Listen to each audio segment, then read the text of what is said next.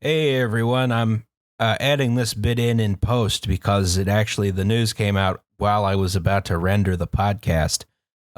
So most of this episode deals with a SEPTA fare restructuring, right? SEPTA's Philadelphia's bus and trolley and subway public transportation network, right? We're talking about a fare restructuring, which included a fare increase for certain people, which is going to get pushed through during this pandemic we're having right now, right? Well, just as I was about to render this, SEPTA announced they're going to postpone that fare increase until January 2021, while the good parts of the restructuring, which were free transfers, are still going to go through on June 1st. So a lot of this episode is already out of date, less than 24 hours after we recorded, but the news moves fast sometimes. Anyway, we at the Philly Transit Riders Union are going to try and ask for more. So, listen to our calls for action, sign up to do stuff, join Philly Transit Riders Union. You can be part of a political organization that wins stuff. We've been doing a lot of winning recently, actually. It's felt pretty good. Anyway, on to the podcast. Hello everyone, and welcome to a special emergency episode. Do we want to do it like a siren? Yeah, siren. Put a siren there. Can you put the Action News theme? We'll get a copyright strike. All right, excuse me. Special emergency episode of Well, There's Your Problem, podcast about engineering disasters. I'm Justin Rosniak. I'm the person who's talking right now. I'm the guy who talks about engineering. Nailed it. Yes. You want to do your pronouns, or you just? Yeah, I have to do pronouns. Yes, my pronouns are he, him. June, you want to go next? Or you want me to? I can go. Hey everybody, my name is June Armstrong. My pronouns are she and her, and I have an art history degree, which I was reminded as I was thinking about getting on this podcast, even Barack Obama says is worthless. I'm also the the recording secretary for the Philadelphia Transit Riders Union, the reason for the season. Yes. My pronouns are she and her. So nice. You'd said them twice. Finally, I nailed it. We're doing great. Yes. I am Liam Anderson. My pronouns are he and him. I have an economics degree and a mathematics degree from Rutgers University. And I am the person more often than not who's screaming at you on Twitter and or in the YouTube comment section when you people decide to just be difficult for no fucking reason. Yes. And unfortunately not with us today is Alice, who is too tired to record because she's a little baby. I was going to say what actually happened is, you ever watch old Doctor Who? She got picked up by the time scoop from the Five Doctors and is now on trial with the Intergalactic Council of Landlords. So, R.I.P. Oh. Well, she's got that law degree, so it'll probably end up fine. It'll be fine. Yeah, exactly. Yeah. So, don't represent yourself. Don't do it. No. Never do that. No. So, today we have a special episode brought to you by the Philadelphia Transit Riders Union. We're going to talk about public transit in the age of coronavirus. Now let's start the way we start every SEPTA board meeting. Please rise for the Pledge of Allegiance. I'm not getting up, bro. No, not saying it. I'm wondering how I even start this video. You want to just insert the audio file of the? Oh boy. No, I'm going to make this work somehow. Why don't you just crudely draw the flag? It started in a web browser. Great. This is what it does. I pledge allegiance to the flag, to the flag of the United States of America. That's just terrific. Big props to Nat Lowndes for putting this video together. Yeah. Thank you, Nat. That's brutal. All We right. love you, Dad. Yes. Okay. So, shit. Where are the notes? Oh, Jesus. No notes. Okay. So, we don't need notes for this slide. We just need to bring the thing up. Okay. So, let's start this presentation by talking about what is the Philadelphia Transit Riders Union. Yes. Yep. What is the Philadelphia Transit Riders Union, Jude? So the Philadelphia Transit Riders Union, of which Justin is a member, along with myself and many others, is a democratic grassroots organization of transit riders, workers, and residents who are organizing together to defend and expand public transit. We believe that public transit is a public good and should be equitable, affordable, and sustainable. And really, the Philly TRU was formed to focus on SEPTA specific issues. I'm sure that we will get into the myriad of ways that a large government-style institution that responds to 5 counties, a transit or the Department of Transit and other agencies can become an engineering disaster. But really, what we wanted to do was make sure we had an organization that was fighting for both riders and transit workers. Recognizing some of the issues that are outstanding and what we see on a daily basis getting around Philly. And basically, as they say, car bad, train good. Yes.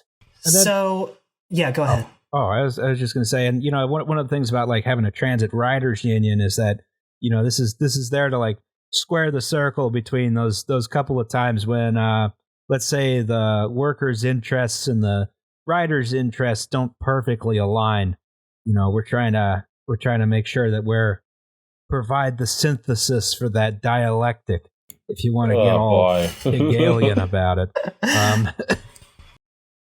Yeah, so, and I think the reason that we wanted to put this together, and thank you to the fine folks at, well, there's your problem for having me, but the big issue going on right now, if you aren't a Philadelphian or haven't been following local transit news as closely as some of us have, is that SEPTA is trying to do a fare hike during this pandemic, prematurely ending some of its policies related to social distancing, and there's no way for safely organizing in person right now. We recognize that, although some agencies don't. And I guess the question really is podcasting praxis? So, yeah, it's what we got right now. That's right. Yeah. So and I think that we're going to put this in the show notes, but we're asking listeners to sign our petition that's asking for or telling SEPTA that we don't want a fare hike during a pandemic. We want a real, reasonable response to what we see as a crisis. And everybody who signs that petition, we'll be following up with them to prep them to participate in the upcoming scheduled fare hike hearings, which are on May 26th and 27th at various times. There's one day session, or there's one like middle of the day session, and there's one like evening-ish session. And we're really asking for people to show up and come out to support those, because those are really kind of the only opportunity right now to get your voice heard in any meaningful way about all of this that we're going to get into. I think Philly TRU is also going to be live streaming the hearings. This is going to be one of those situations where, again, we can't get together.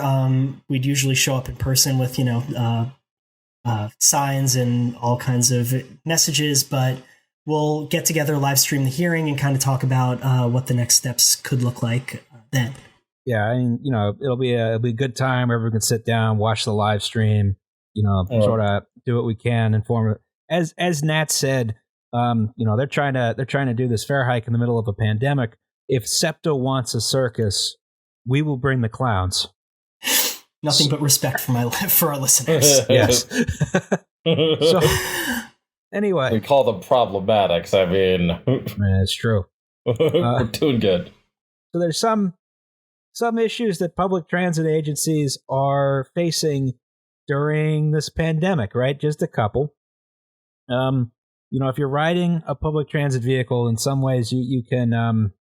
I see these notes have completely changed. Very nice. Doing good. Yeah, I should have read them beforehand. Yeah, I had a lot of fun this afternoon. Fuck it. All right, so this coronavirus, the Roni, spreads through close contact with people from, coughing or sneezing, touching your face after touching the virus. Some metal surfaces can, hold the virus for a while. There's asymptomatic transmission for 14 days, which is just dumb as hell. Yeah. God hates us. And this makes stuff like contact tracing difficult, makes it very difficult to contain the virus, especially, and then that's also a big problem of, say, a transit operator's infected, right? Especially if they're asymptomatic. That's a whole lot of fucking people you're touching and coming in contact with. Yes. But the big problems with public transportation in this scenario is that, if you get in a transit vehicle, you are in a small enclosed space like a bus or a subway car, right, which has air conditioning. And that air conditioner is mostly recirculating the air in there, right?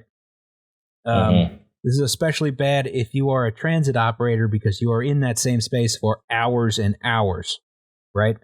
And if you're a bus driver or you're a trolley motorman, you're also in contact with all the passengers who come in and, tap the fare card or, swipe the pass or, pay with cash and all that stuff, right? Yeah. Now, in really hard hit places like New York City, over 100 New York City transit workers have been killed by the virus so far. And there are 7 SEPTA workers dead as of May 1st, right? There's also a lot of employees out sick, which makes it difficult to maintain service levels, because if you don't have drivers, the bus doesn't drive itself, right? Yeah, and I think one thing that I would just add is that, a lot of these things that we've that Justin just kind of mentioned are really intentional choices or things that can happen on SEPTA or another transit system, a bus, but these are kind of things that don't necessarily have to happen, right? So, like, for example, you don't have to get within 1.5 feet of a bus driver's face if there is backdoor boarding that's happening. But if your management is telling you that you need to collect full fares from everybody who comes on, there will be situations where that does happen, and maybe you'll cough in somebody's face, or maybe the money that you hand them will have coronavirus on it, something like that. And I think that's the thing that has struck me most about the response that we've seen, is that there are certain obvious intentional choices that have either been made or not been made, and those things are very critical towards preventing the spread of this disease. Yeah, it's it's kind of like all in the name of revenue collection. They're trying to get whatever revenue they can during this time when, I don't think revenue should be our primary goal. Call me crazy. I don't know that during the coronavirus is when you want to think about, well, how can we make sure everyone's paying their fare? Now, this is an issue because during the pandemic, of course, ridership is pretty far down on most public transit systems across the country, right? Right. The MTA lost about 90% of its subway passengers, for instance. Philly is also down about 90%, right? In fact, we have a chart. Oh, boy. Yeah, not so good. Not great. Yeah, so the most recent shows about 92% as of May 1st. This was just right off the SEPTA website. And you really see, this is combined, and I think Justin's probably better equipped to kind of discuss it, but there's the regional rail division that handles what we call commuter trains through Philly. And then there's the city transit division that handles the buses and the trolleys, and the subway and the elevated line. the consolidated number is past 90% for how down ridership is. So any efforts to kind of collect fares during this really, you're missing the bigger picture, right? And that's one thing that's really clear to me, is that this is not the right way to be handling this response. I was about to say, I mean, these numbers are looking pretty bad, as indicated by this linear trend line they've decided to put on the chart for some reason. I mean, by the end of April, we were projected to have negative 100,000 riders every day. That's crazy. Oh God! Do negative riders get money from SEPTA to ride? I think so. Yeah. Yeah. Exactly. The thing that's nuts to me though is that, like, just observationally, it feels like there's been, kind of on Facebook and other social media, drivers have to kind of take this shit into their own hands, and I just, like, obviously I'm not an expert, but just I constantly see people being like, oh, this driver's crazy or this and that, so it just feels like there's absolutely no fucking direction from SEPTA itself, and then drivers come out looking like the assholes, or operators I should say. It's been impossible to watch SEPTA kind of dig its own grave even more than it normally does. Right, and I think that's one thing that we'll get into a little bit later is just the ways that this is as much a kind of messaging or public relations issue as much as it is anything else.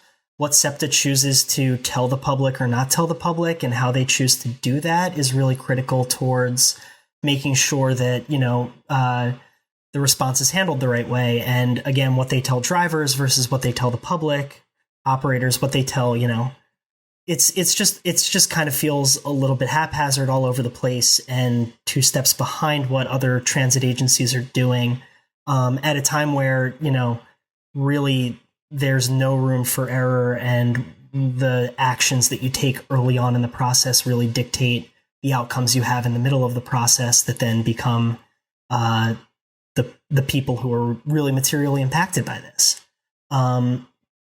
So I put together like a pretty comprehensive timeline for everything. I don't think we need to go into all of it. The situation moved really quickly from the start of March, when the first case of coronavirus was found in Pennsylvania, and one of those was in Delaware County, which touches Philadelphia. Around the same time as that, SEPTA began their full court press blitz to talk about their fare restructuring. And it's curious, again, you think about the PR aspect of this, fare restructuring is a concept, as opposed to what it looks like, which is a fare increase. This whole idea of what is a restructuring versus what is a fare increase, when you're, for those who don't know, we have the key card here in Philly. That is the contactless fare payment system. Originally, the price to pay with the key was $2, or I think $1.80 at first, but it's still $2 right now. And cash fares were $2.50, which is obviously hugely problematic, because who carries $2.50 on them? Everything's exact change. But with the new fare increase, tariffs that are proposed, this is a 25% increase. So all the fares are now $2.50, whether you're paying cash or key. The key costs $5 to begin with, so there's no advantage really other than quote unquote convenience of a card in your wallet. Which expires anyway. Which expires anyway. It does expire, because the MasterCard shit that never fucking works. Yeah. And it's beholden to financial banking regulations that really are inappropriate for a mass transit payment option, where, first the cards didn't have chips, then they had to have chips because everything had chips. Then I forget exactly what else, but it's just been this huge landslide of, SEPTA trying to introduce a 21st century payment system that really represents the best in 21st century banking regulations that don't really help anybody, but give over an air of security and safety. The thing's basically set up as like a debit card is the problem. And it's like, that subjected it to a whole bunch of other regulations, which it shouldn't have been.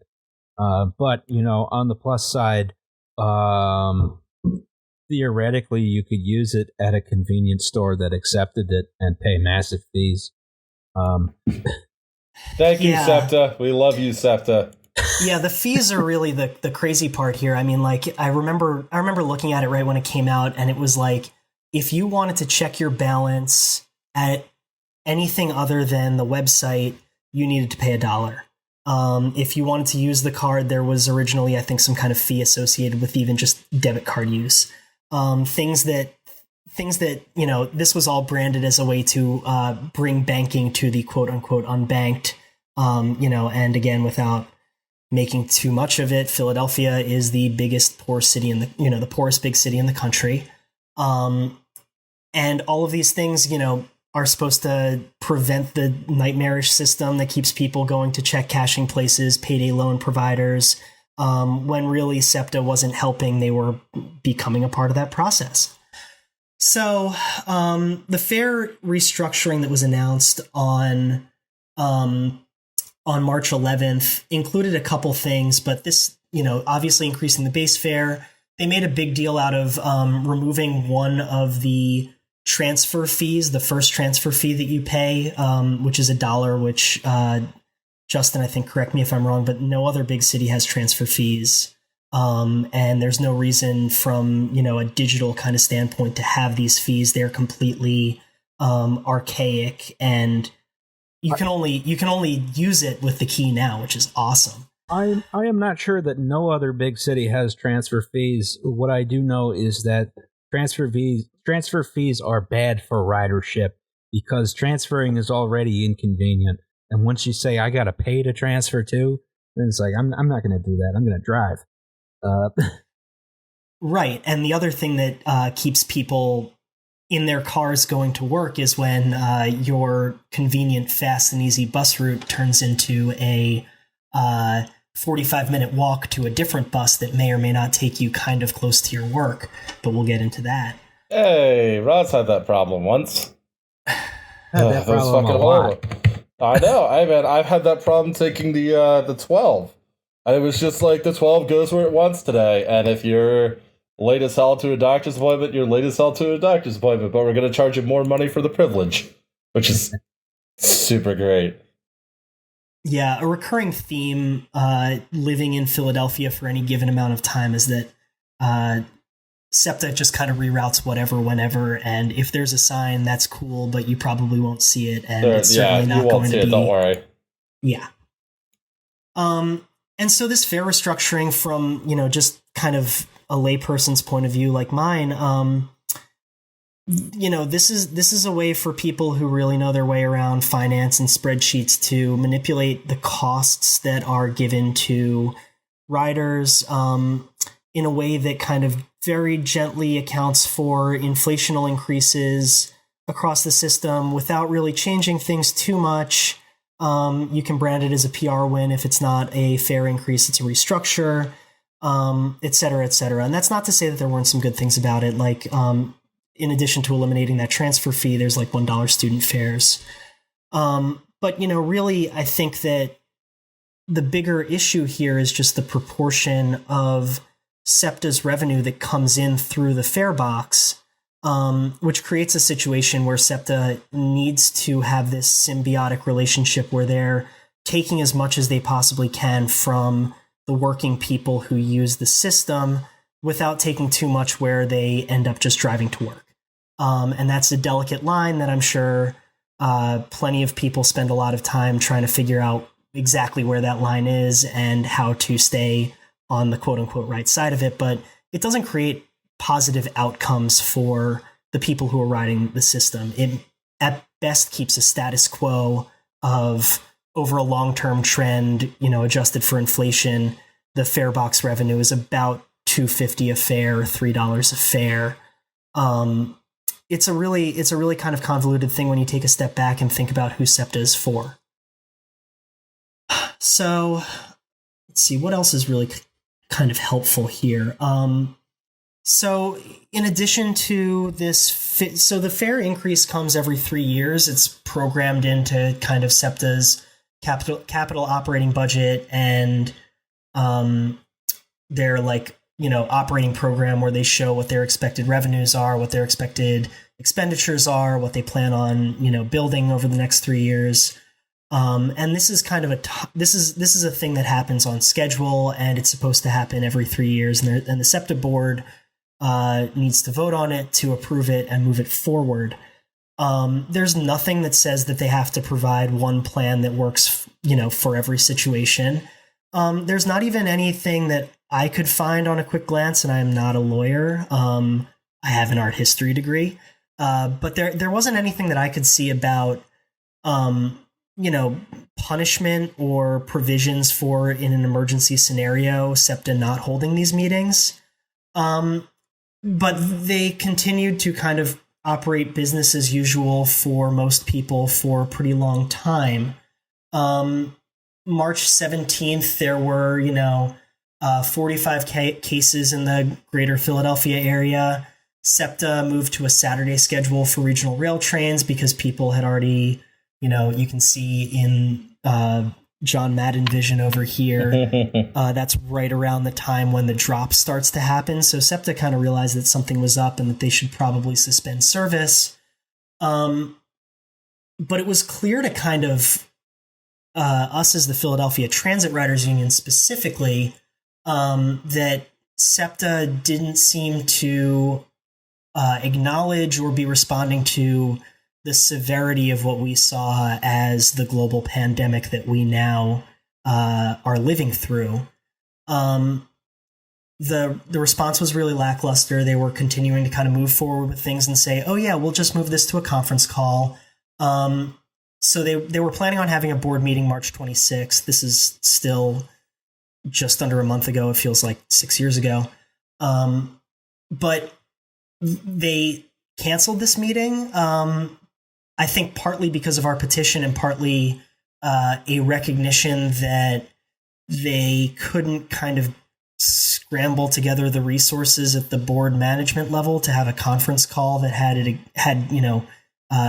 gated conversation or any kind of feedback.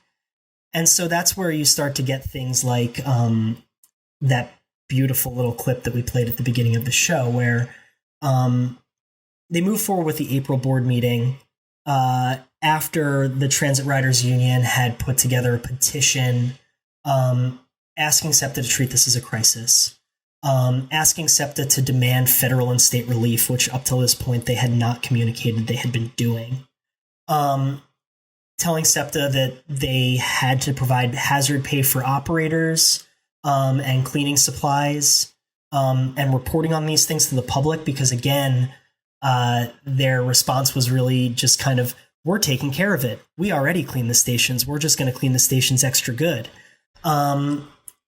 And then, like we mentioned, rear door boarding for people who did have to continue to take public transit and free fares because this was the closest, most high contact way that bus operators interacted with the public.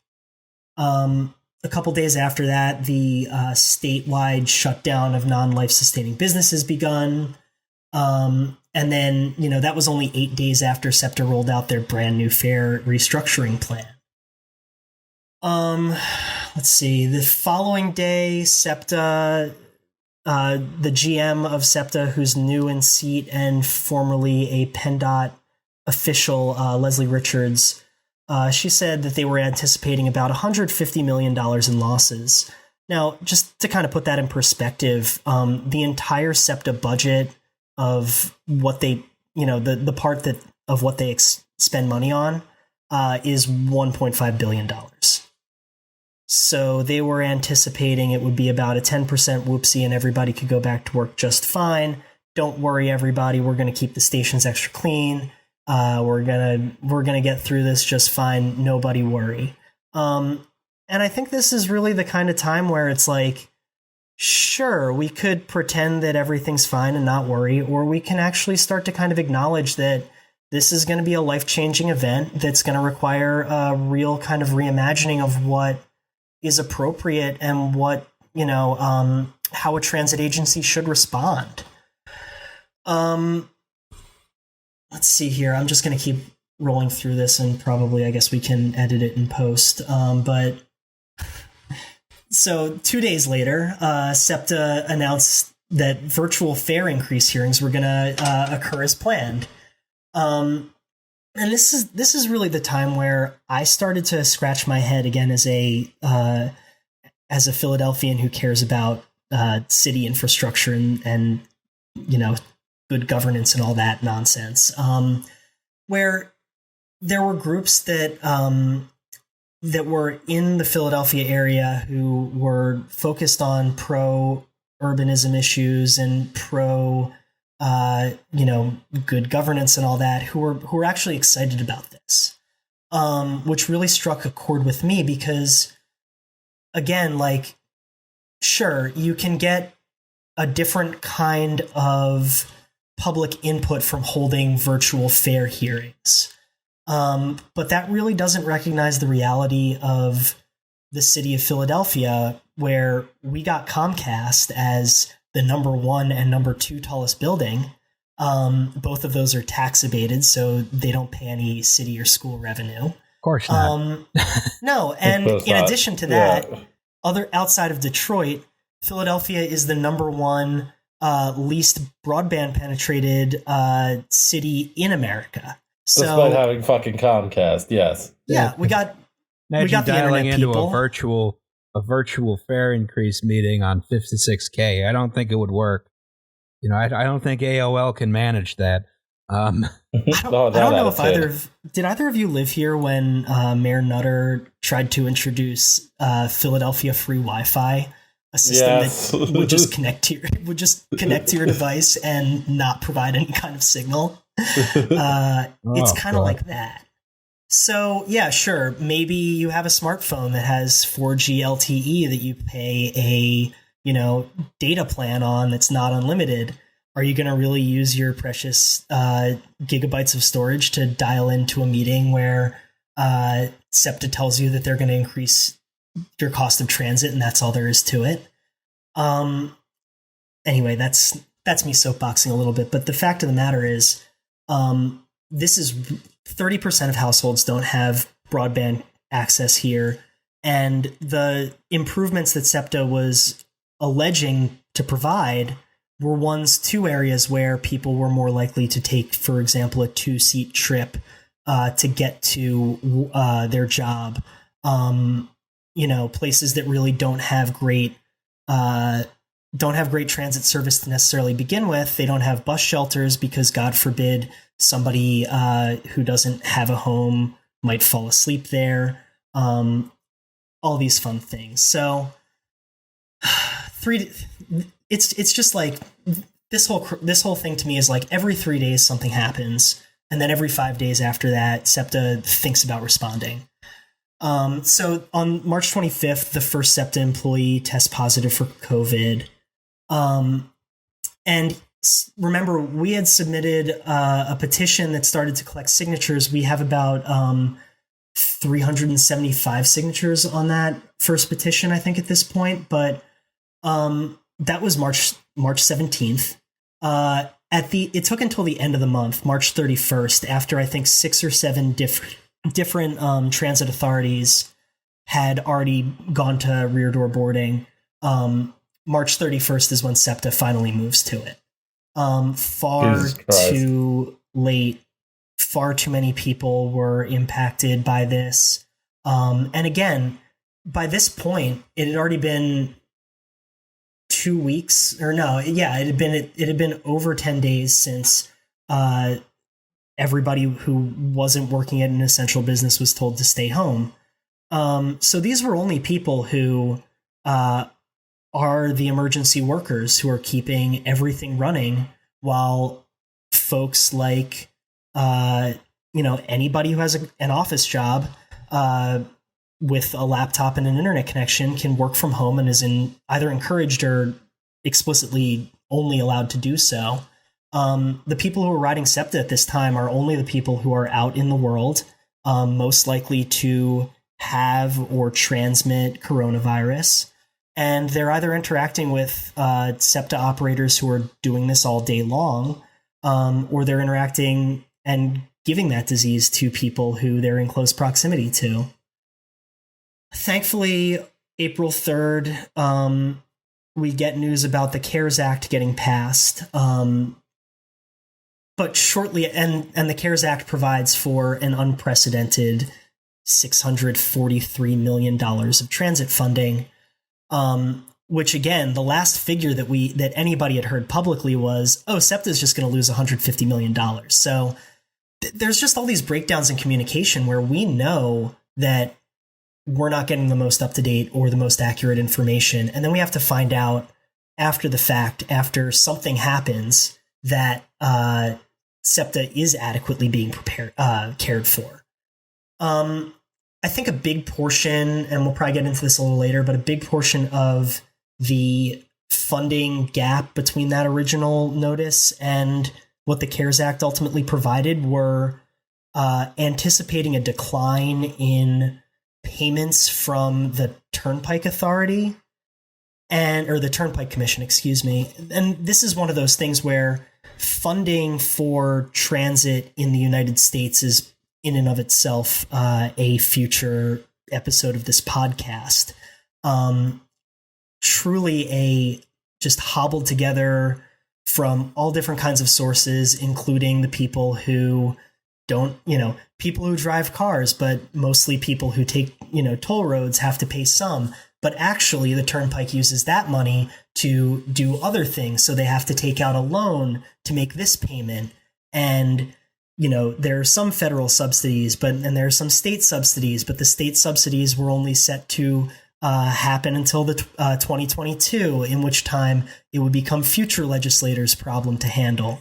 And, this could be said for a lot of, government institutions and things that people rely on, but here we are again. And this is really showing the breakdown of all those different things. Well, the Turnpike has to keep paying people to paint bridges, or those same people will start to complain that an interstate highway is tolled. You can take Route 30. It's not that bad. Well, the original plan was for Route 80. But God forbid we make anybody pay to use roads. I mean, that's frankly un-American. Yes, it is. Thank you, June. I agree. God bless. Greatest country in the entire United States, this United States of America. How many other countries have been to the moon, June? Name them. Name them, June. Yeah, it's funny because I was talking to Roz actually about the Turnpike price increases, and how it's like the frustration. This is not totally related, but like I want to take the Pennsylvanian to Pittsburgh, and I basically can't unless I'm willing to work around one train leaving a day at an inconvenient time. But it would be cheaper and it would be nicer. But it also takes 2 hours longer than driving. And it's like, so like, I want to take the train. At a convenient time. You can't go get drunk in Pittsburgh by train. It's dumb as hell. Exactly. It's so frustrating. I just want to be able to take a train, and like Amtrak, obviously not SEPTA, makes it fucking impossible. Yes. Yeah, I had a past life where I had a lot of Amtrak points saved up, and one time I decided to hell yeah take Boston to DC, the whole Northeast Regional, because why not see the Eastern Seaboard the most luxurious way possible. It was the most hungover, miserable 9 hours of my life because, of course, the train got delayed for an hour for no reason because fuck you is why. And it's the same exact thing where we have all these things that are available to us. We have all these, massive infrastructure projects that we're grateful to just have sitting there. And instead of treating them as something that's worth caring for our children and grandchildren, we might as well just all buy cars. Yeah. Build some Levittowns. All right. We're on slide 5 of 19. We're 40 minutes in. Let's go. Oh, shit. Okay, cool. So, point being... Well, damn. Okay. Yes. Okay, so the big issue here, and then we can definitely move on to the next slide, is the Lifeline service that SEPTA implements. The night before, they say, okay, everybody, good news. Nobody's writing SEPTA, so we're just going to slash service across the entire board. they name some routes that they're doing. I forget the exact numbers, but I think it's maybe cut by a third, if not more. And also the number of trips drops precipitously during this time, where instead of following even like an hourly schedule, it goes to just kind of, we'll show up when we can, and hopefully you'll get to your job. And obviously there's a bunch of other things that happen. Like, for example, the subways stopped being 24 hours so that they could quote unquote clean them overnight. But they didn't run buses to substitute, and they checked with the hospitals first, but they didn't check with the cleaning crews of those hospitals, I believe. So while the shift change worked for nurses, it didn't work for anybody who was actually responsible for keeping the hospitals and the nursing facilities and everything else clean. That's a tough job if you've seen the shit they need to clean up, which includes a lot of actual shit. Oh, absolutely. And then I think other than that right now, the SEPTA April 23rd board meeting is just kind of worth mentioning. The one where we heard that's where the pledge video is from, where instead of responding to actual complaints and concerns from riders, there was a 9-minute long run through the schedule of normal business and a promise at the end of the no comment conference call, which apparently is the best technology that the powers that be can provide. Anybody who's under the age of 40, and many people over the age of 40 know this is a lie. They promised to answer at least as well as the Joe Biden campaign. Justin, that's a really good point. And it's tough when everybody's half asleep or maybe more than asleep. But they promised to answer all emails and leave it at that, close out the meeting, and everybody can go back to sitting at home in their giant suburban houses. That's one thing that's just kind of worth mentioning off to the side, is that the SEPTA board, because some portion of the funding, even though the majority of the funding comes from the city of Philadelphia and the people who live in the city of Philadelphia, us, since some portion of that money comes in from all 5 counties, each of those counties has 2 representatives on that SEPTA board. So while the majority of fares come in through the city, there's a disproportionate representation of the suburbs, and therefore there's this split between regional rail and city transit, where regional rail gets basically everything that they want and more. It's a commuter system, so it's made for the people who go to the high-rise buildings every day and can go back through the underground tunnels and don't have to interact with the city. And that's kind of my biggest issue with what I see as the landscape of where we can maybe start to think about some improvements here if they're more durable and long-term, is figuring out how we get the SEPTA board to really represent the riders of SEPTA, not just these municipalities that aren't really helping. Okay, so the last 2 things are, on April 30th, we released our counter proposal for COVID recovery. Again, because it seems that stimulus is the way to get yourself out of an economic recession that is possibly worse than the Great Depression. Making transit $1 for all fares until this entire crisis is over, with a promise to make sure that this crisis, however long it lasts, people will be taken care of, so that, I went on unemployment at the beginning of this crisis. I lost my job. I know most of my friends are in a similar boat. May 4th, a couple days later, the Turnpike Commission asks their regulators or the state representatives, or I don't know exactly who, to postpone a payment to SEPTA that's scheduled for July. This is a $44.5 million payment. And this goes back to the whole Turnpike Commission issue that I was mentioning, where they borrow this money to pay us. The real issue here is that there's conflicts of interest between the Turnpike Commission and the SEPTA board chair, Pat Dion, who is a local real estate developer, Bucks County resident, and beverage distributor. And again, nothing but respect for the people who bring beer and deliver beer to especially you two gentlemen, but this is a massive conflict of interest that really has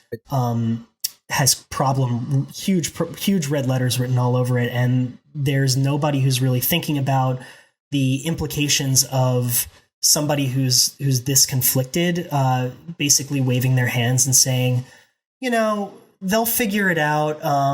SEPTA will probably just have to pull itself up by its bootstraps if people really want to get to work. And there's no issue with missing out on a $44.5 million payment from the Turnpike Commission that's legally promised because, we'll figure it out later. When in my mind, this is the beginning. This is clear evidence of further austerity, right?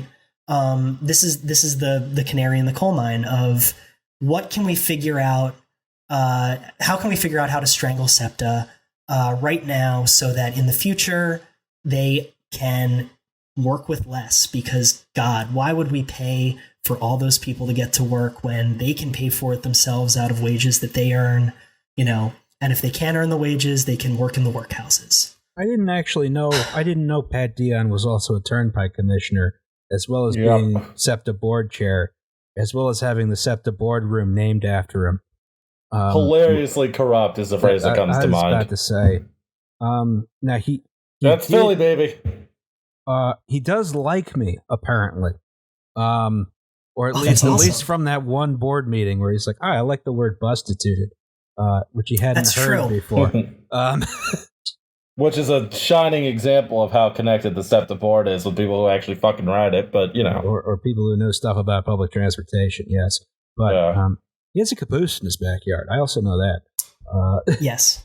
So there's some good things going for Pat Dion, and this is not the Pat Dion hate show, although I'm sure we can have that next time. Absolutely.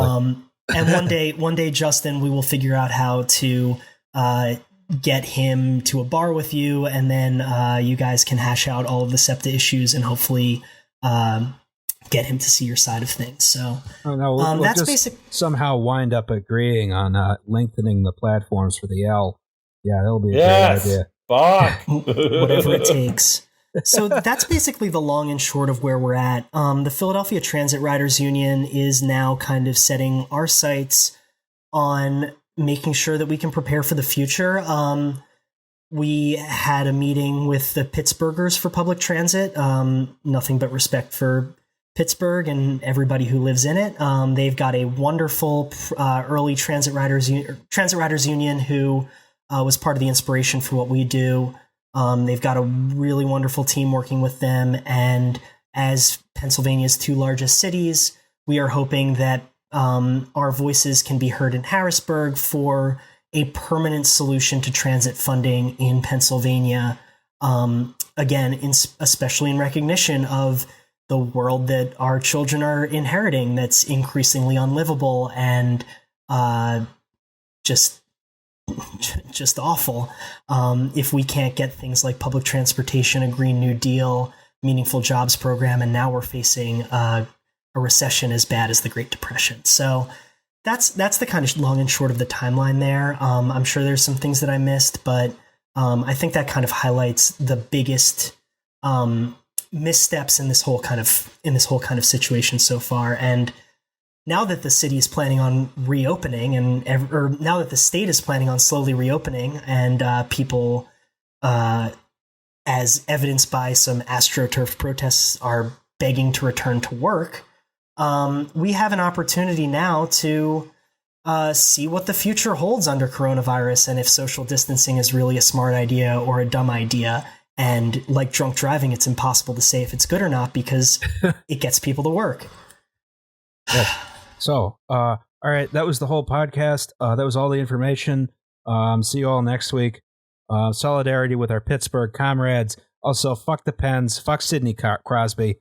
God, right. I fucking hate Sidney Crosby. There's more podcasts to go. All right. I fucking hate Sidney Crosby.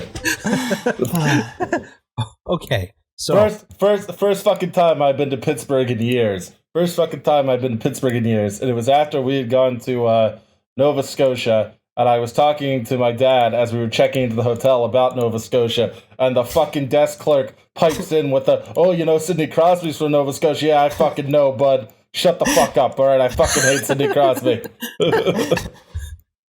No, I'm going to assume that's a sports reference. That's cool. Yes. Go Flyers. Except do not go Flyers. Claude Giroux could go to hell. Right, I'm ready. I'm here. Okay. All right. So, the way these notes were working, it was going to dovetail into the slide that was before the last slide. Okay. Anyway. Oh, cool. No, I'm going to jump back into it. So, what are the problems that we are experiencing right now with the coronavirus, right? One of the problems transit agencies are experiencing is this thing called less ridership, as evidenced by the line that goes to negative 100,000. Number go down. Yes, number went down. It stinks. It's supposed to stonks, right? So if you're in... So there are certain kinds of transit agencies, right, which can weather this better than others, right? Those are places like, say, Kansas City. They recently made transit free, which actually means they're not really affected by low ridership. But making transit free is also something which is more practical for transit agencies which don't make a lot of money off of fares, which is not the case in Philly, right? So there's some costs that go down during reduced service in a pandemic and other costs that do not, right? So that's, service reductions don't necessarily result in a linear decrease in associated costs. So let's say we have half as many passengers. Obviously, we have 10% as many passengers in actuality. But let's say we run half as much subway service, right? The only cost that actually goes down by that proportional amount is, you may be using half as much electricity. You may be paying fewer operators, assuming you're able to furlough some operators, but you may not be able to do that due to union rules, right? You're still staffing stations. You're running equipment like transformers, signals. You're doing train dispatching that requires people. You have transit police. You have administration. You have maintenance of both, maintenance away, maintenance of trains and things like that. You have cleaning staff, so on and so forth. You have fixed costs, right? That's like debt service, rent of offices, stuff like that. You have capital projects, that's building stuff, right? Some of that stuff you may be able to pause construction on. The other stuff, maybe you're adhering to a schedule. Maybe you can't do certain kinds of construction in the winter. You have to keep pressing on, right? So this results in, we have a system which is running fewer trains for marginal savings, or running fewer buses, or running fewer any kind of transit vehicle.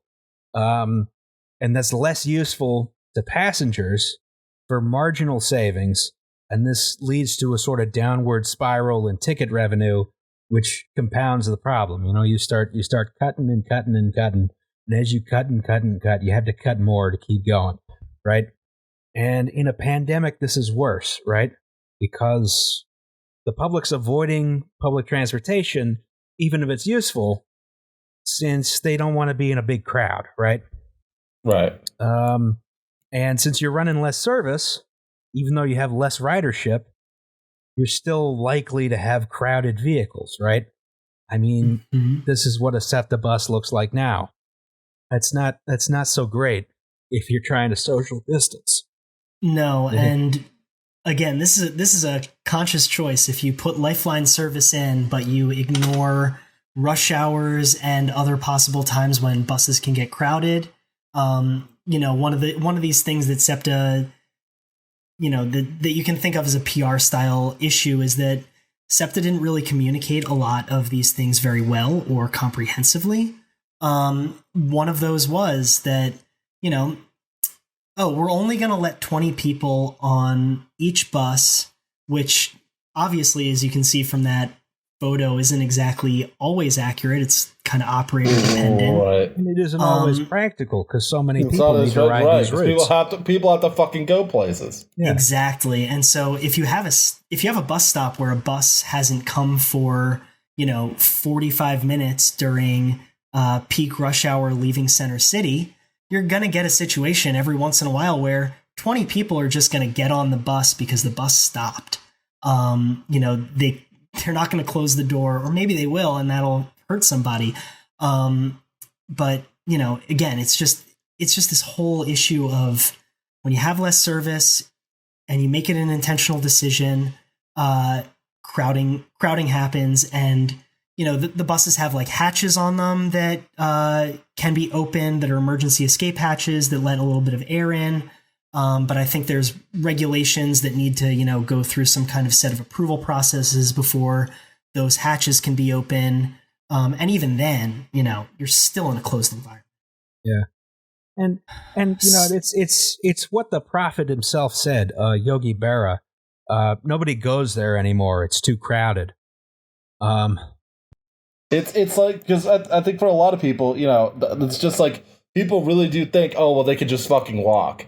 And it's like, if fucking Popeyes is an essential business, and you're asking a guy making $8.50 an hour, okay, SEPTA's no longer going to get you there accurately, so just good fucking luck. Coupled with, like, the fact that they shut down overnight L and subway service. So how the fuck are hospital workers supposed to get to their jobs? Shit like that. I mean, it's just, the whole thing has just been mismanaged is not an appropriate word for how angry I've been about this. It's just like, how are people supposed to get to work? How are people supposed to get away from work? If you want everyone to keep fucking working in a pandemic, then, like, you have to rise to the occasion and say, okay, we'll make sure you can get to work. Yeah, and I think an appropriate term for it is probably engineering disaster. Yeah. Engineered disaster. Yeah, and again, there are all kinds of intentional decisions here. There's all kinds of things where either a reaction led to an overreaction, and I think that the Lifeline service is probably one of the obvious ones where, for a variety of reasons, SEPTA said, okay, we're just going to slash service across the board to save us some money. And I'm not really going to get into this in a huge amount of detail, but I just wanted to, kind of compare, right? And I definitely am not saying that the Fed is good. I don't want to get canceled on this podcast. But I will unironically do that. So I'm here. Well, come at me, folks. So here's the thing, right? The Federal Reserve has been pumping so much money into the economy. $4.5 trillion. Exactly. $4.5 trillion. There is absolutely no, there's limited oversight of the Fed. They have the ability to print money like crazy and inject it into the economy and buy back all of these failing loans from J.Crew and all these other companies that haven't really made revenue in a very, very long time because QA, that supports stock count. Market prices. Doesn't count. Yeah, QE doesn't count. Yeah, it's QE. It's not. It's QE. It's QE. It doesn't count. It's QE, so it doesn't count. It's not real. But meanwhile, it's not printing money. Well, it's just a loan, actually. Right. Yeah, all right. It's a forgivable loan. And then meanwhile, you have Congress squibbling over, $150 million of whatever to add to this $2.2 trillion package. So not even half. And we're supposed to treat it like the greatest thing since sliced bread. And meanwhile, Shake Shack is eligible to get a loan to continue to pay their employees, even though the Shake Shack near me is open right now. And a whole bunch of churches too.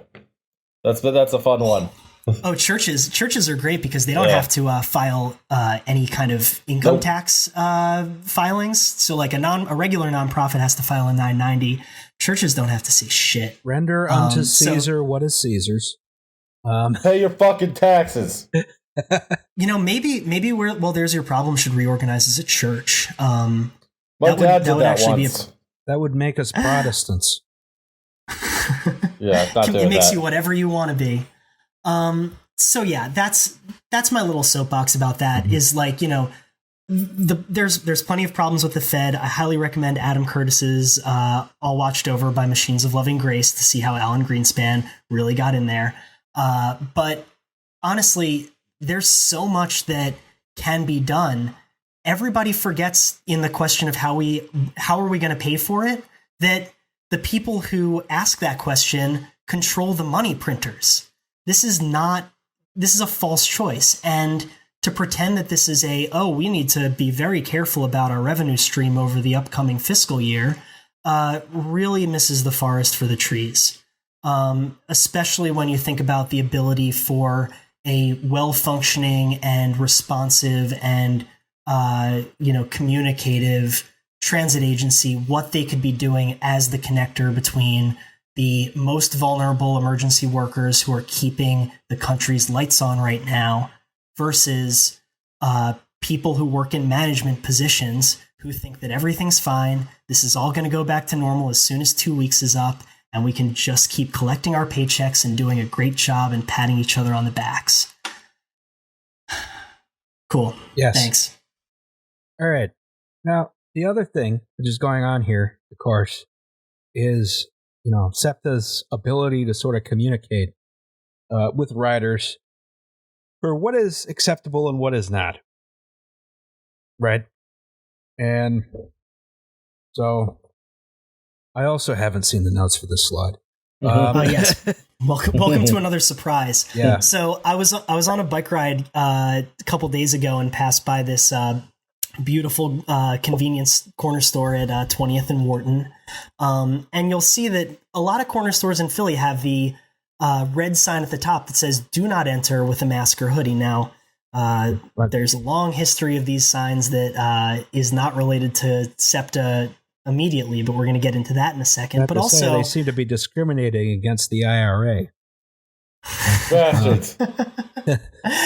Yes, this Irish American neighborhood of Point Breeze. Well, formerly, that's another story for another day. Yes, maybe a Franklin episode. But below that is a sign that says "You cannot enter this store without a mask on." And this, in a nutshell, when I saw this, was like, oh, this is exactly the kind of communication that we saw from SEPTA as soon as the Lifeline service got initiated, because in addition to a bunch of transit route changes and cuts, they also introduced a number of rules. They also rules said that don't, like no masks and masks simultaneously, right? Correct. So if you went to the SEPTA information on coronavirus webpage after the Lifeline service was announced, they said that they would only let you on a bus if you had a mask on. At the same time, if you went to the SEPTA rules and regulations portion of the website, it said absolutely nobody is allowed to wear a mask or facial covering while riding SEPTA transit. So this is, again, a question of kind of how you message, how you PR, and how carefully you are concerned about the issues that actually are affecting people who run and ride your system. And just like this convenience store, or just like this corner store, you are both supposed to not enter without a mask on and enter with only a mask on. So that brings us to the video.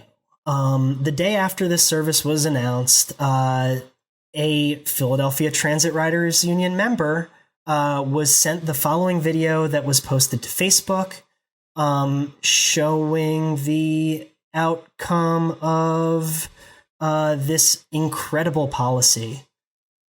Great. And I'll let me try and. No, that doesn't work. Right, and also, sir. what's curious, just while Justin's getting Madden Vision going, play the video.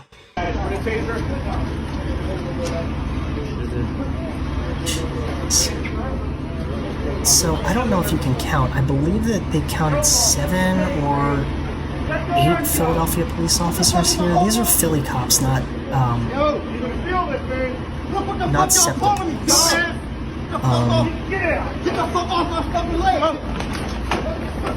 Let's see that a couple of them are not wearing face masks correctly.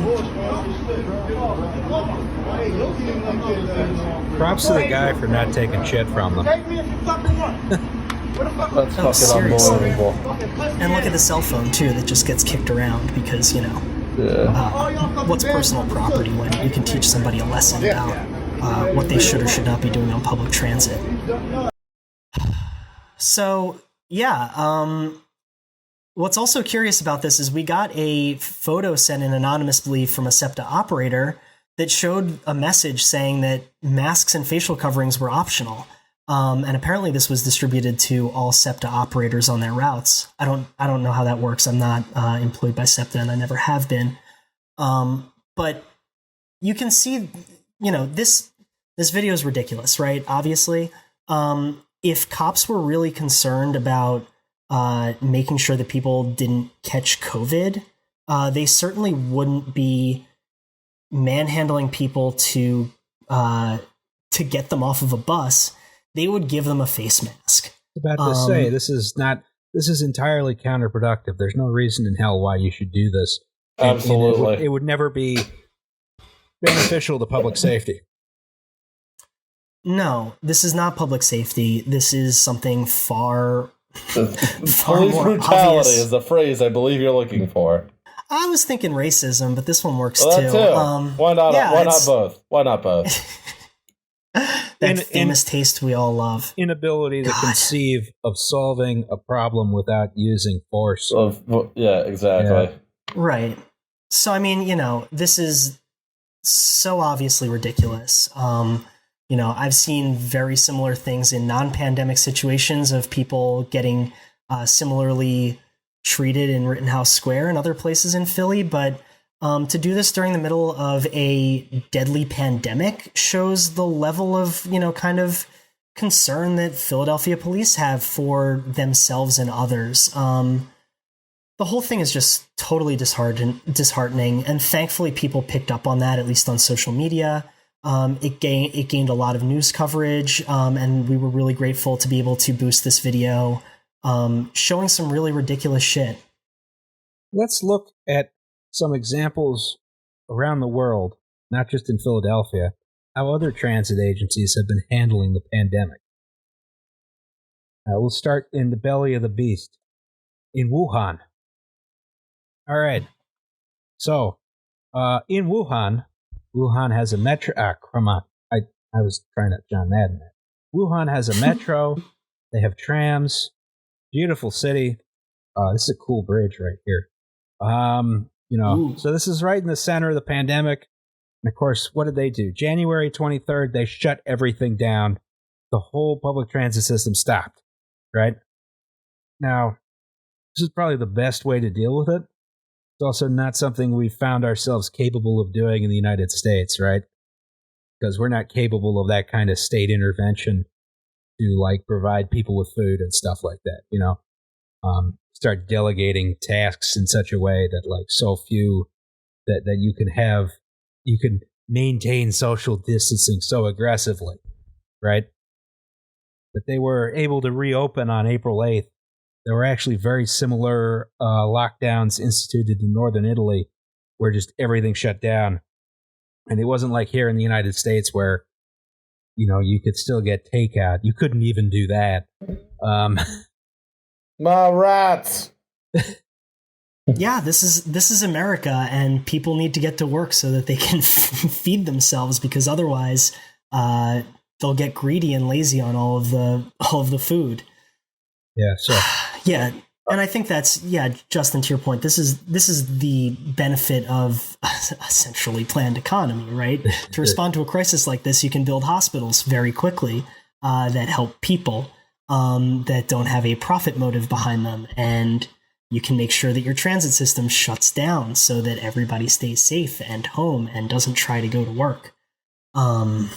On the other hand, they have a horrible, dirty wet market where they sell live animals to eat, which is definitely not something that exists. Who would do that? Not in the United States. Yeah, no one would do that. Certainly not in South Philly on 9th Street. That would never happen.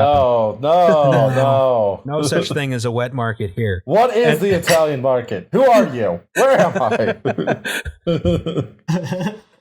Anyway, so it's an example of what they're doing in Moscow on the Moscow Metro. You can see there's this nice red indicator every other seat. It says, "Don't sit here. Do some social distancing." They do it in Russian, though, right? Because it's Russia.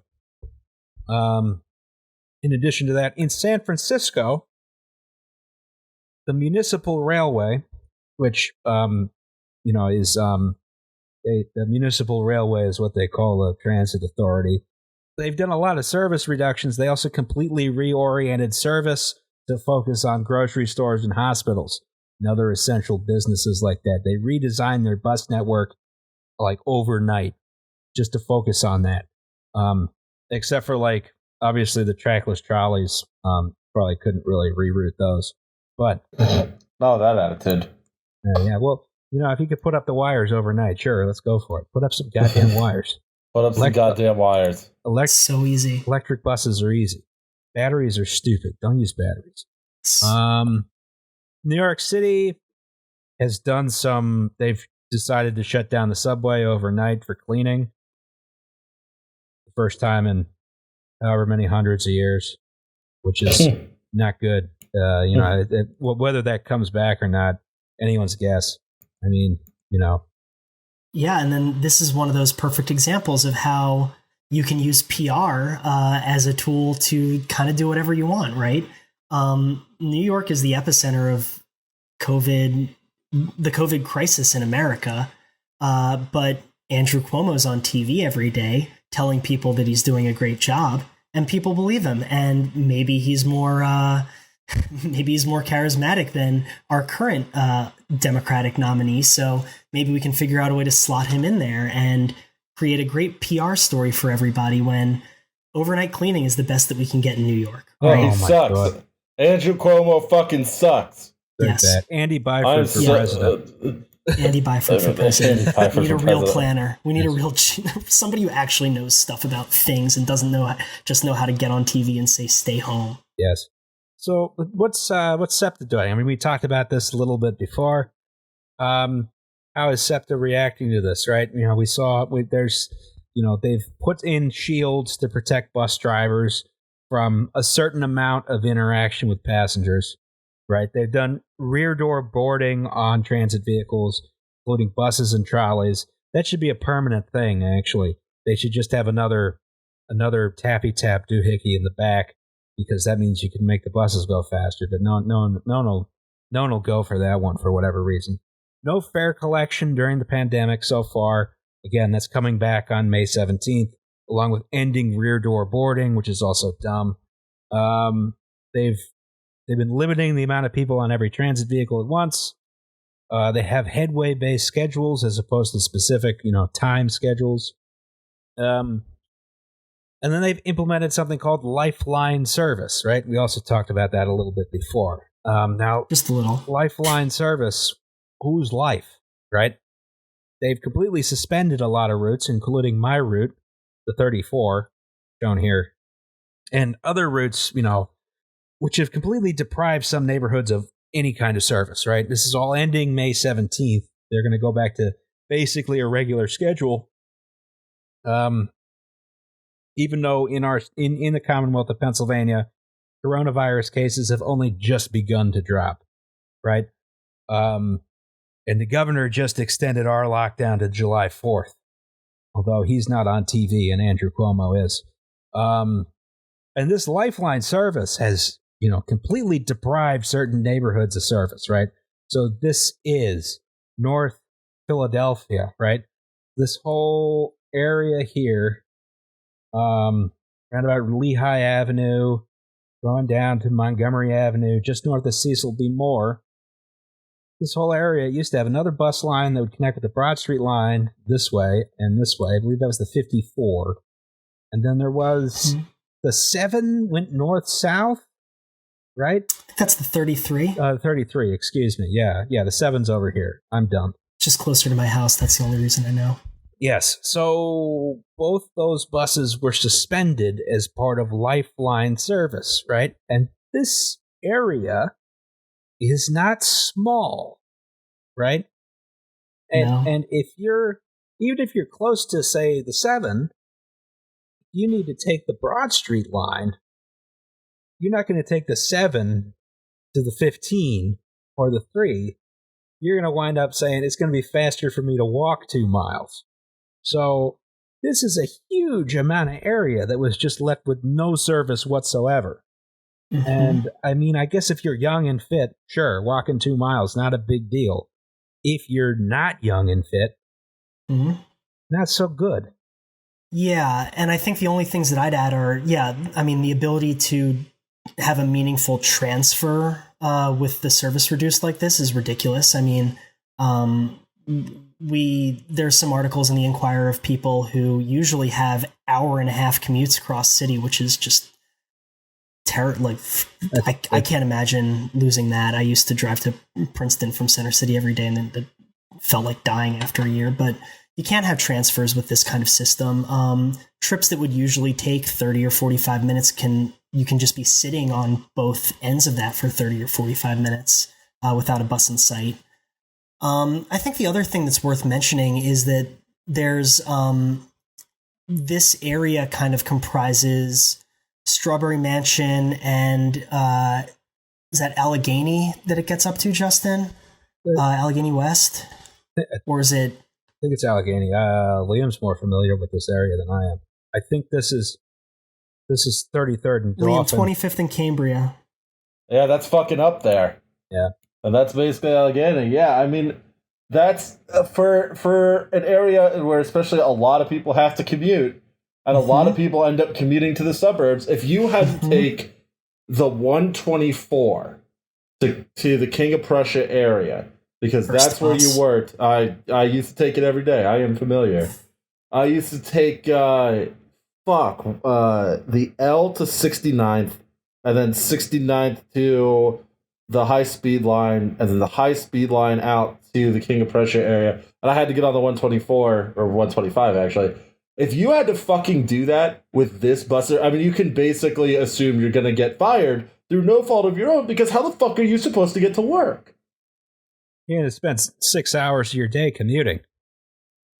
Yeah, and also, this is one of the lowest income zip codes in Philadelphia. The ones that are on the west side of Broad Street, north of Center City, they abut the rapidly gentrifying portion, but these are places where, because of redlining and racism, the houses have lead paint problems that are often not corrected by absentee landlords, water intrusion issues that bring black mold. So what Justin was talking about with the health of the people who live here, there are many opportunities for significantly negative health outcomes just because of the poorly maintained but affordable to you house that you live in, where there's no meaningful oversight of your living condition,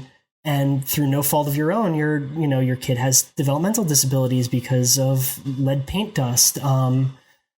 All these horrible negative health outcomes, and SEPTA showing the world that we live in, decides to cut all service through this part of Center City. That, again, the people who are working on the front lines of COVID are not people who have laptops and work day jobs. They are people who need to go to work and make $7.25 or $8.25 an hour, and keep the city alive, and really showing them the least amount of respect of anybody in this crisis just makes my head hurt. And while y'all are actually commuting out to King of Prussia from this area, don't do it. There's not a 124 bus stop somewhere right around here, is there? Hell no, there's not, son. That's what I thought. That thing gets right on fucking 76. You might be paying like you might get lucky, and I don't even know. Take the 9. You would probably be paying 3 fares each way. Yep. You'd be paying 3 fares each way unless you have a pass. And if you're not in the sort of economic situation where you can afford a pass every month, you're paying 6 fares a day. And passes are capped, right? So yes, they are. If you take six a day, you might run through 2 passes a month. So again, there's all kinds of long-term issues that Philadelphia Transit Riders Union is really focused on making sure we get sunlight on, because ultimately anybody who can rub 2 sticks together to make fire, or whatever metaphor you want to use, anybody with half a brain can look at this and say, this is messed up, this is wrong, and this is not the right way to run a public agency. and we need to do something about it because we have an unprecedented opportunity to create a new world. Or we can see what returning to the old world looks like on May 17th. It's ludicrous. Yes. So, which I guess we sort of talked about earlier. I was going to do it here on this slide. SEPTA is still trying to push through this fare restructuring, which is an increase except for everyone who's paying in cash. And the thing is, they want to push this through during a pandemic just because, your transit fare, unlike other transportation user fees, like the gas tax or the vehicle registration fee or tolls, public transit fares increase with inflation. So they just want to do this as usual. And then I understand, June, you mentioned before there was a 9-minute meeting before where they said so we're on record. They would accept public comment and didn't address any of it. Right. So, I mean, again, you go to a SEPTA board meeting not to talk to a customer service representative because you can call those people or email those people with numbers that are on the website. Oh, yeah. I can abuse a low-wage worker anytime I want. I want to abuse Pat Dion. Yeah, exactly. You go to the SEPTA board meeting to yell at those people's bosses because you need the problem solved. You don't just need an outlet for your frustration. At the SEPTA board meeting that happened in April, because they canceled the March one because they couldn't get their technical acumen together, the April board meeting was closed to the public. You could dial in and listen, but you could not participate. And it was 9 minutes long. They said the pledge. They ran through some reports.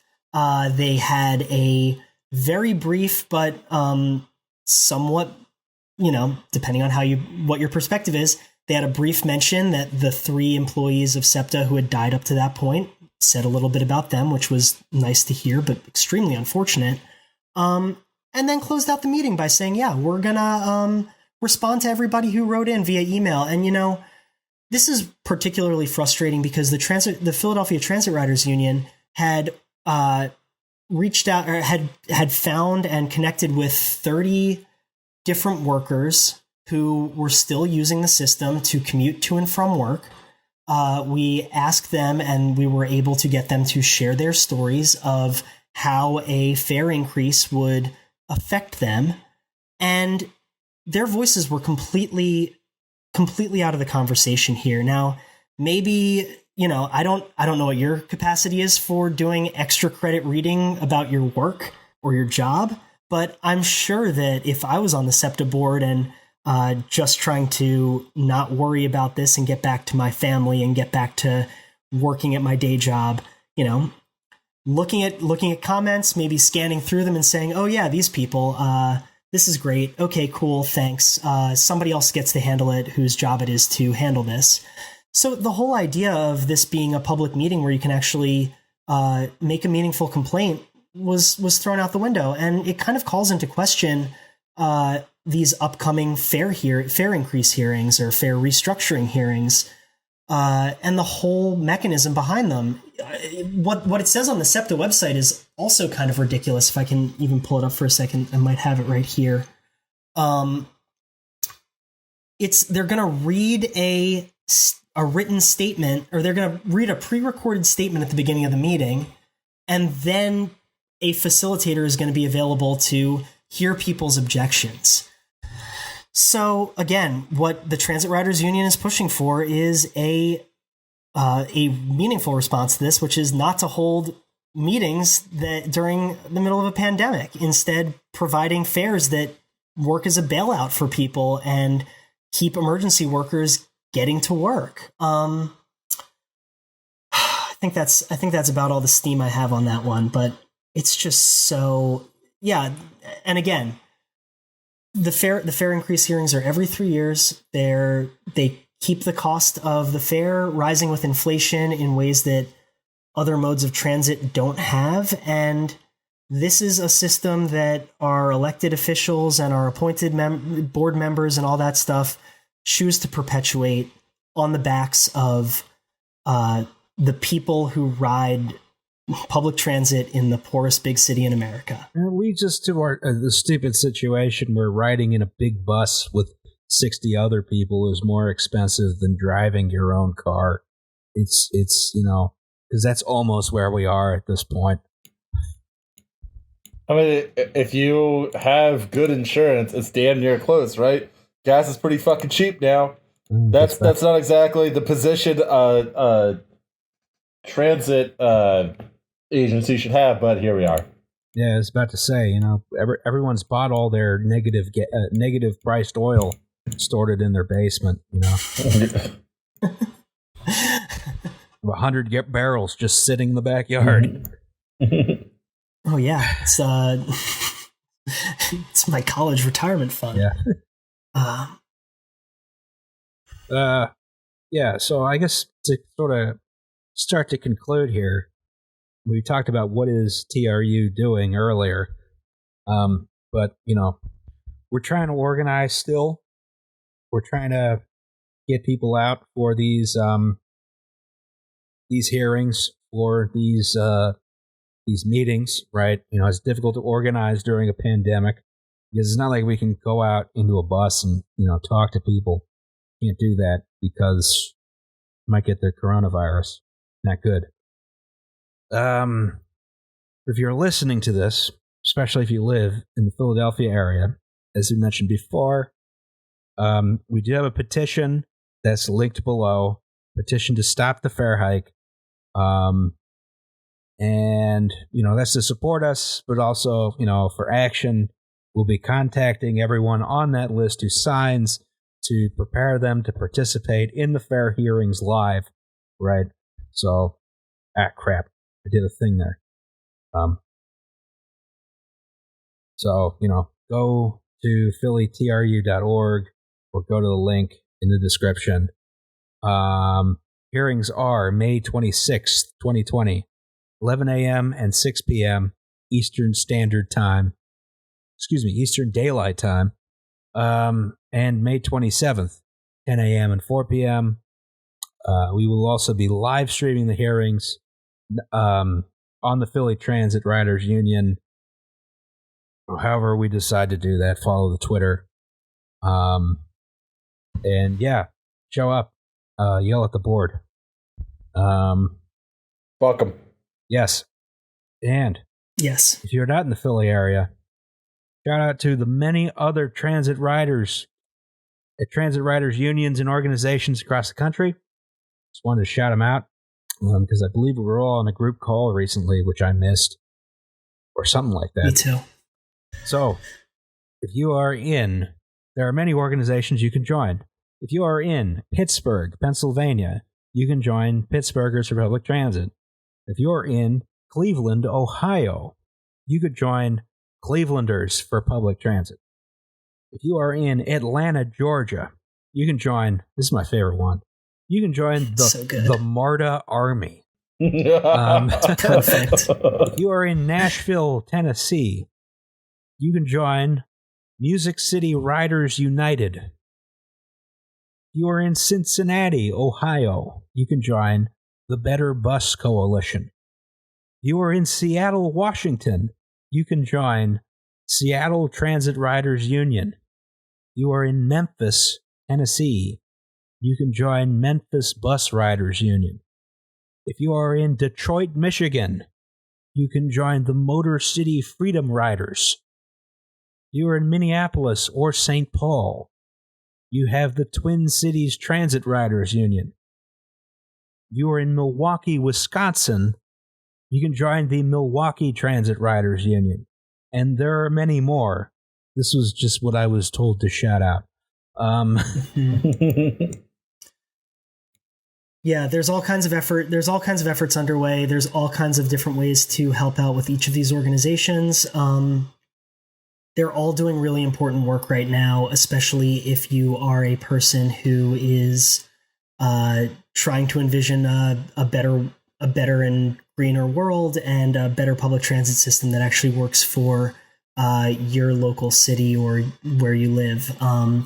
This is really this is really important stuff that is often overlooked and is often behind the scenes, but we have an opportunity to really shine some sunshine on it and make sure that some good things come of this crisis as we prepare to, create a new future that maybe includes everybody going back to work and feeling great about that, and then 2 weeks later seeing what happens, or a more long-term durable strategy where our elected officials and appointed people are held accountable for really creating better outcomes.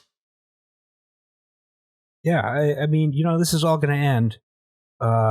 Get back on a bus when it does. Take the bus. Bus is good.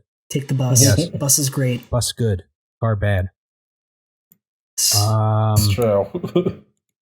All right. So I think that was the episode. Next week we'll cover the Tacoma Narrows Bridge disaster. Finally. Yes. Yay. So, can't wait. I know this whole thing was a commercial for Philly Transit Riders Union, but does anyone have any commercials before we go? I can start.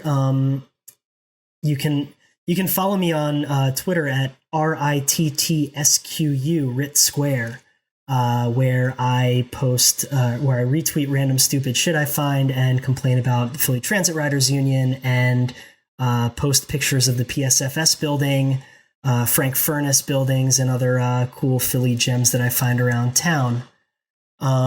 You should also at least check out the Philly TRU website at phillytru.org, and consider becoming a member and getting involved. It's my advertisement is Franklin 11. It's out now. Franklin 12 coming sooner than 1 year from now. One hopes. We would hope, yes. All right. I don't know. Follow me on Twitter at OldManAnderson. Don't be a transphobe. Yes. That's it. Okay. We pray for release of Alice from the Time Scoop. Oh yeah, I forgot she got time scooped. Yeah, she got time scooped What a shame. The Time Lords / landlords. Very clever. Yeah. Synergy.